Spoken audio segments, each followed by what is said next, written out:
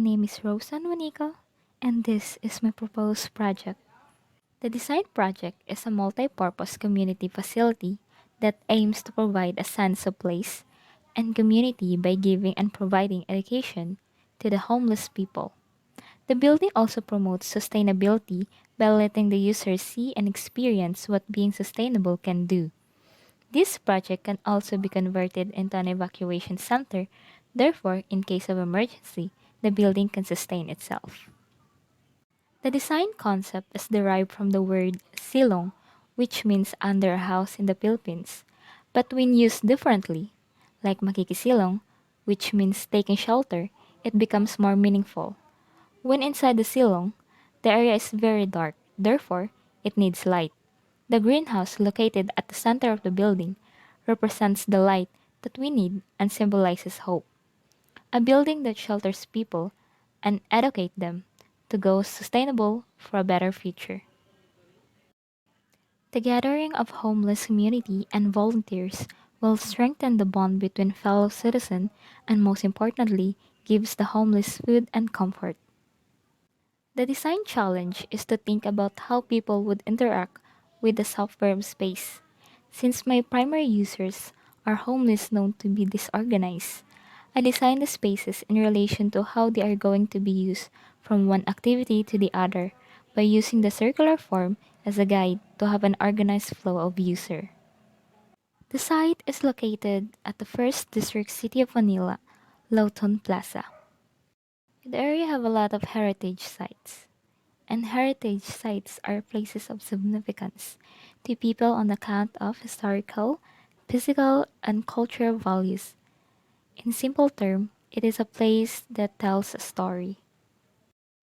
And because of the historical buildings, the site is a place of interest for tourists and also for school activities like field trips.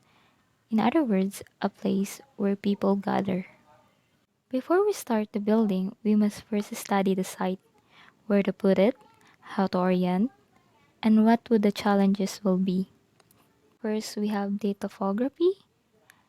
The highest area is near the Magallanes Road, a good place to avoid flooding. Next is the hydrological map. It shows the flow of water that may gather and accumulate, better to avoid building in that area. Next is the wind map, showing the natural flow of air inside the development.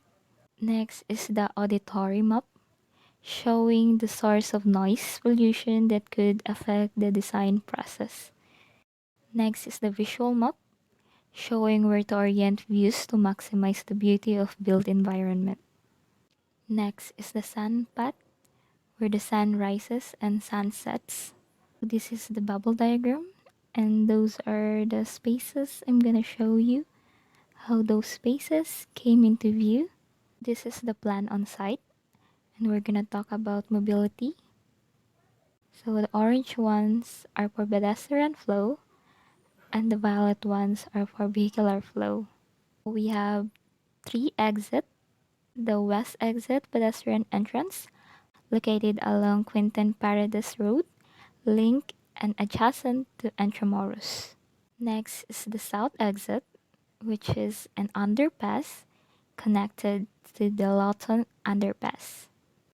The third one is the east exit pedestrian entrance, located along Radial Road 8, adjacent to Metropolitan Theater and linked to Pasig River.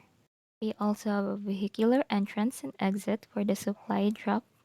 And then, after you drop off from the main entrance, you can circulate towards the parking area located along Quinten Paredes Road facing the ASEAN Garden.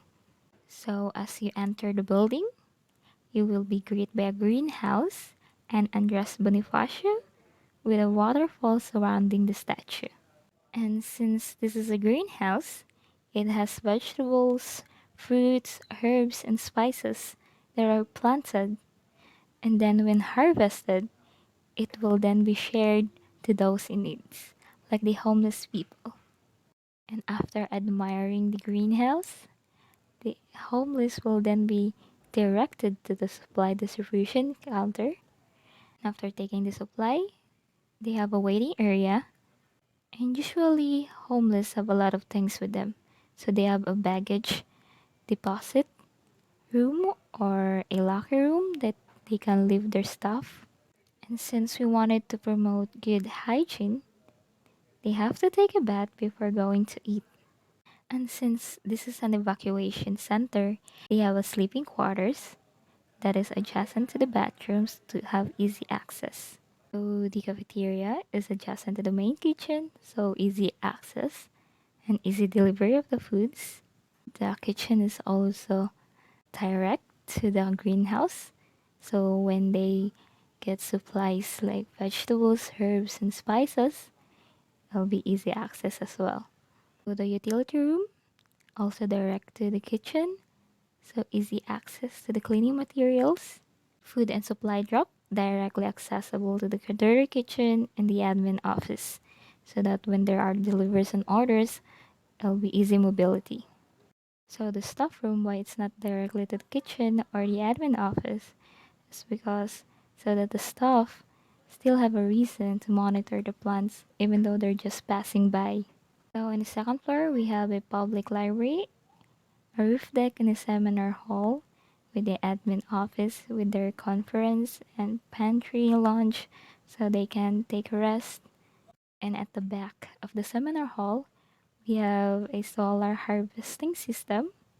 And in the basement, we have a rainwater harvesting system that can be viewed also by the public so they'll be informed on how things works and being sustainable is a good thing. So this is the section showing how things work. We have a waterfall surrounding the statue of Andres Bonifacio, and below it is where the water are being harvested and then filtered. And at the side, we have a solar panels. This is the Manila Post Office. We don't want to cover it, so we wanted to know how high the building could be. So what we did here is subtractive.